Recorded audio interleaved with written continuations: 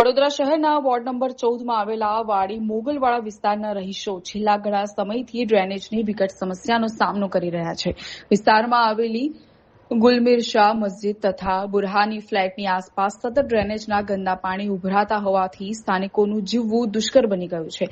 સ્થિતિ એટલી હદે વણસી છે કે બુરહાની ફ્લેટના રહીશોને પોતાના ઘરમાં આવવા જવા માટે પણ આ ગંદા પાણીમાંથી પસાર થવું પડે છે.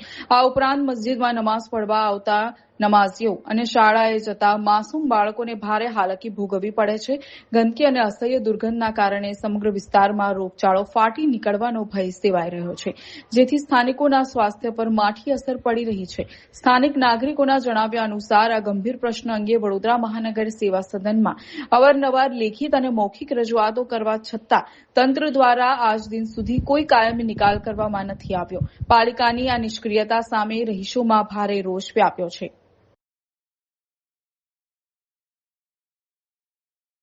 આ વાડી વિસ્તાર છે અને આ મોગલવાડા એરિયો છે. અહીંયા 15 દિવસથી ડેમેજ લાઈન છે અને અહીંયા વારંવાર અરજી આપવા પછી બી ગટર સાફ થઈ નથી રહી. આ ગટરનું પાણી અમારા ગેટના અંદર આવી રહ્યું છે. અમારા નાના બાળકો સ્કૂલ જાય છે, મદ્રેસા જાય છે, અહીંયાથી ટ્યુશન જાય છે. આવા પાણીના અંદર કેવી રીતે રહેવાનું? આ જે મચ્છર છે, બીમારી છે, બધા બચ્ચાઓને બીમારી લાગશે તો એનું જિમ્મેદાર કોણ છે? તમે કહો છો કે સ્માર્ટ સિટી, તો આ સ્માર્ટ સિટી છે? તમે કોને વાત અધિકારીને કીધેલું? અમે અરજી વારંવાર નાખી છે ઓનલાઈન, ત્યાં જઈને પણ લખાઈને આવ્યા, પણ આવીને અમારા અહીંયાની ગટર કોઈ સાફ નથી કરી રહ્યું. આજુબાજુની ગટરો ખોલીને અંદર સળિયા મારીને જતા રહે છે.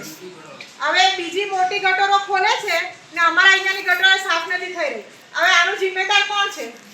પછી અમારે અમે વેરો ભરીએ છીએ ટાઈમથી, તો પછી આ વેરો ભરવાની આ સજા છે અમને? અમે આ વેરો ભરીને અમે આ બધું સહેવાનું? આજે તમે પાછળના એરિયામાં જઈને જોયા હોતા, નવી લાઈન આવી છે ગલી છે, ત્યાં બધે બ્લોક લાગેલા છે. હા, પણ કોઈ પ્રોબ્લેમ અમારે કે ના, અમારે તો આ ડેમેજ લાઈન સરખી કરી રહ્યા છે. અમને નવી લાઈન જોઈએ છે. અમારી આ જ માંગ છે. તમારી કામગીરી નહીં થાય તમે શું કરશો? અમે કામગીરી નહીં થશે તો પછી અમે ઓફિસ પર બધા જશું ને ત્યાં જઈને અમે બધા એક થઈને ત્યાં અમારી ફરિયાદી તમારી લેવી પડશે.